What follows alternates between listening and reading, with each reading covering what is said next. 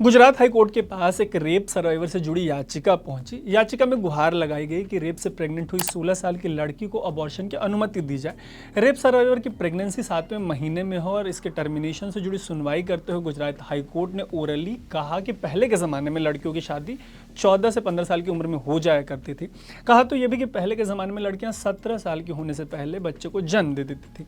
ये सब कहते हुए हाई कोर्ट ने यह भी कहा कि इन बातों से जुड़ी जानकारी के लिए मनुस्मृति को पढ़ा जाना चाहिए। कहा तो और भी बहुत कुछ, क्या कुछ कहा बताते हैं आपको इस स्टोरी में, लेकिन सबसे पहले ऐसी ही स्टोरीज़ के लिए आप अनकट को फेसबुक, यूट्यूब और इंस्टाग्राम पे फॉलो और सब्सक्राइब जरूर कर लीजिएगा।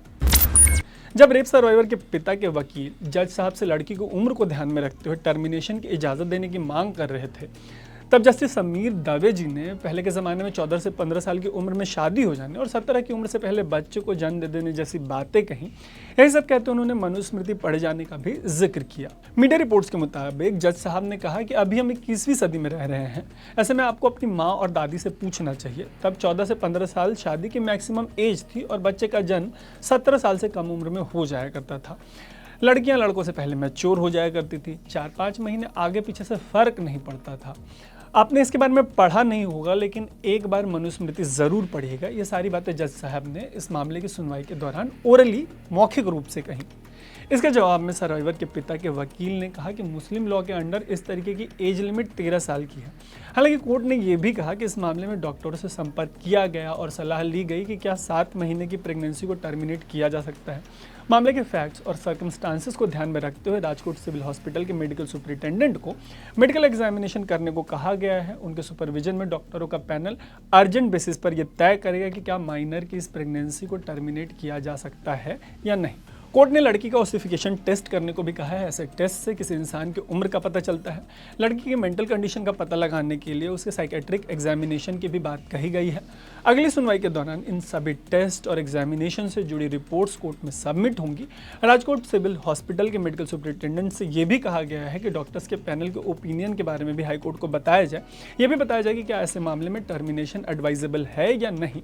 मामले की अगली सुनवाई 15 जून को होनी है। सबसे बड़ी बात यह रही कि सर्वाइवर के पिता के वकील ने अगली सुनवाई की तारीख थोड़ा जल्दी देने की मांग की। वकील सिकंदर सैयद ने हाईकोर्ट को जानकारी देते हुए कहा कि डिलीवरी की डेट 16 अगस्त की है। ये जानकारी देते हुए अगली तारीख थोड़ा जल्दी देने को कहा गया। जवाब में हाईकोर्ट ने कहा कि अगर रेप सर्वाइवर और उसके पेट में बच्चे की हालत ठीक होती है तो हो सकता है कि कोर्ट अबॉर्शन की इजाज़त मत दे। हाईकोर्ट ने यह भी कहा कि अगर माँ और होने वाले बच्चे में किसी तरीके की गंभीर समस्या पाई जाती है तो ही कोर्ट अबॉर्शन की इजाज़त देगा, लेकिन अगर दोनों नॉर्मल होते हैं तो कोर्ट के लिए अबॉर्शन को गो अहेड ग्रीन सिग्नल देना बहुत मुश्किल हो जाएगा।